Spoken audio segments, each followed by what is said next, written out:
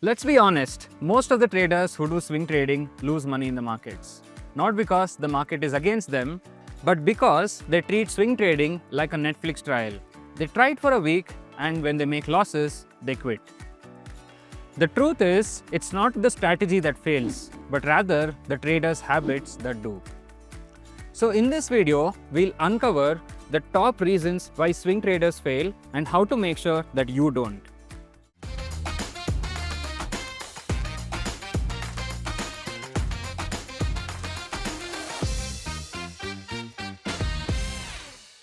Hello everyone, I am Pranav VK, an NISM-certified trader and trainer and your swing trading guide here at Stockshaala by Kotak Securities.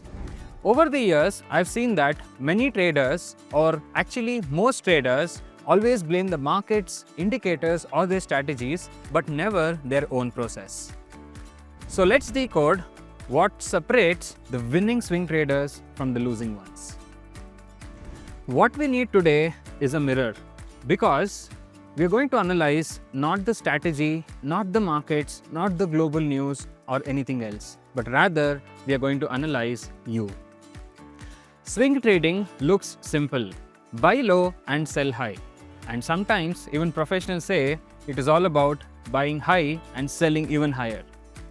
But beneath that simplicity are the traps that traders fall into, like overtrading, revenge trading, and trading without proper position sizing and risk management.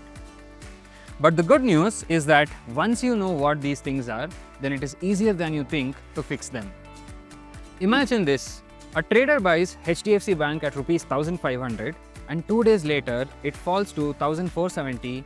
The trader panics and exits the position. A few days later, the stock shoots up to 1560 and now this trader is furious. What do you think went wrong? There was no plan, no stop loss, and just emotion. Successful swing traders don't react to emotions but rather to data. They know their risk even before they click the buy button. Let's say Nifty creates a higher low along with rising volumes. What do you think a disciplined trader is going to do? He is going to wait for a confirmation candle and enters at support along with a defined stop loss as well as target. Whereas an impatient trader would have entered too soon, exited when the market fell, and would have blamed volatility. Same markets, different outcomes. So the difference is not in knowledge but rather in execution. So here's how you have to make sure that you can be outside the 90% of people who are actually failing in swing trading. Define your setups before taking a trade. Always calculate your position sizing as well as stop loss. Make sure that data and not emotion is guiding your decisions. Keep a journal and learn from every swing. The goal is not to be perfect, but to be consistent with your efforts. In the next video, we are going to learn how to select stocks for swing trading, because if we choose the right stocks, even an average setup can look really great.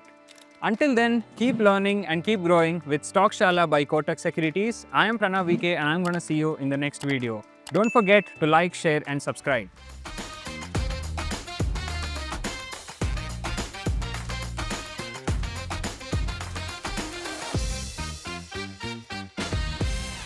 Investments in securities market are subject to market risks. Read all the related documents carefully before investing.